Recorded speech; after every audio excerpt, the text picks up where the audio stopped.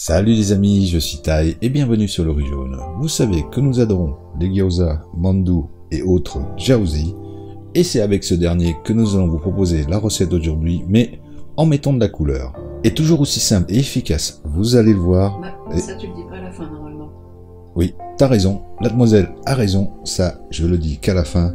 Donc, si vous voulez bien, on va tout de suite voir ce qu'il nous faut. Pour la farce, de la viande de porc hachée ou du poulet, des épinards qui nous serviront aussi bien pour la couleur que pour la farce, du gingembre, de la cébette, de la sauce soja, de l'huile de sésame, du vinaigre de riz noir chinois pour la sauce.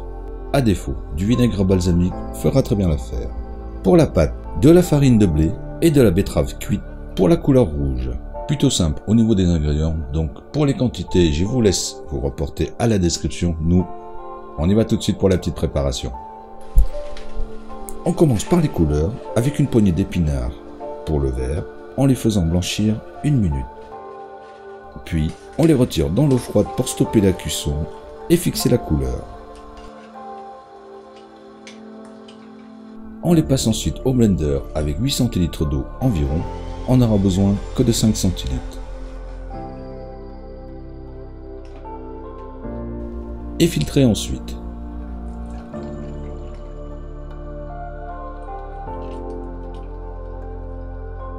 Pour le rouge, faire la même chose avec un quart de la betterave cuite coupée en petits cubes.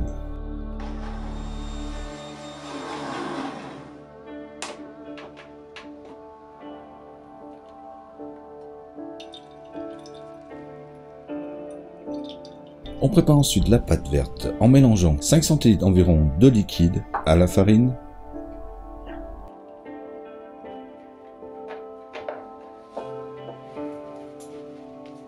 puis pétrir 3 à 4 minutes.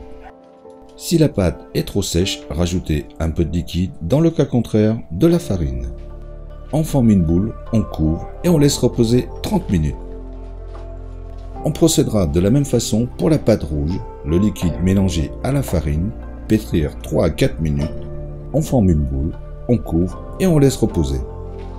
Et pour la pâte blanche, je vous le donne en mille, et oui, on procède de la même façon. Pendant ce temps, nous allons préparer la sauce. Avec le gingembre, réservez tout d'abord 2 cm pour la farce, puis détaillez 6 fines tranches d'1 mm d'épaisseur, les couper en julienne. Les disposer dans un bol, y ajouter la sauce soja, le vinaigre noir, l'huile de sésame, mélanger et réserver. Pour la farce, disposez la viande hachée dans un grand saladier, la cébette en rondelles,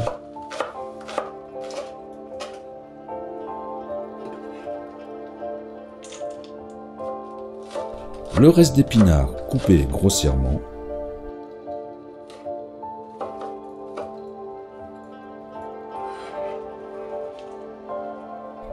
le gingembre râpé, la sauce soja, l'huile de sésame, le poivre, le sel. Bien mélanger l'ensemble et on réserve aussi, mais au frais. Une fois la pâte reposée, formez ensuite un gros boudin de 4 cm environ de diamètre, puis le séparer en 2 parts égales. Pour la pâte rouge, en boudin aussi, mais de la même longueur d'une des parts de la pâte blanche. Puis l'étaler afin d'envelopper une part de la pâte blanche. Bien pincer les bords pour souder et rouler pour un diamètre de 2 cm environ. Faire la même chose avec la pâte verte.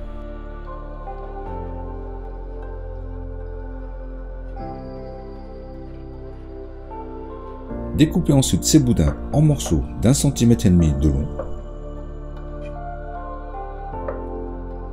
Reformez ces morceaux pour avoir quelque chose de plus uniforme et les aplatir de la paume de la main. Avant de les étaler, repositionnez du doigt la partie blanche pour avoir une bordure plus uniforme, et ceci seulement sur une seule face. Étalez ensuite pour un disque d'environ de 10 cm de diamètre.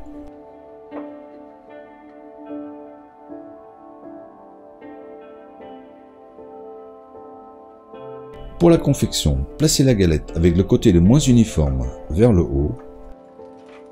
Mettre au centre une bonne cuillère à café de farce. Replier en deux pour former une demi-lune.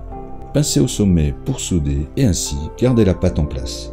Placez la moitié du bord droit entre le pouce et l'index de la main droite et l'autre moitié entre le pouce et l'index de votre main gauche. Remarquez que les index se croisent tandis que les pouces se joignent. Et il suffira de presser sur ces derniers assez fortement pour sceller. Pour la cuisson, on peut les faire de trois façons. À la vapeur, 15 minutes.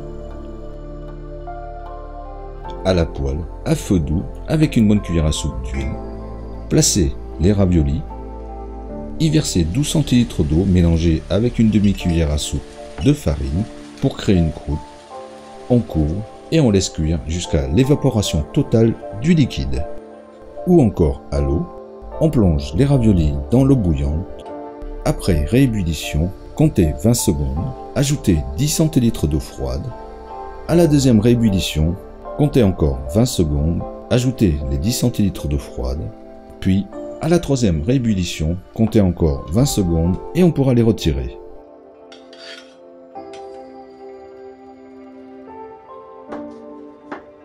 Et voilà, toujours aussi simple et efficace comme d'habitude, comme je vous l'avais dit au début.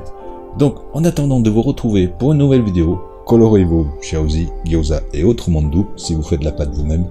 Et nous, en attendant, on vous dit à bientôt et bon appétit!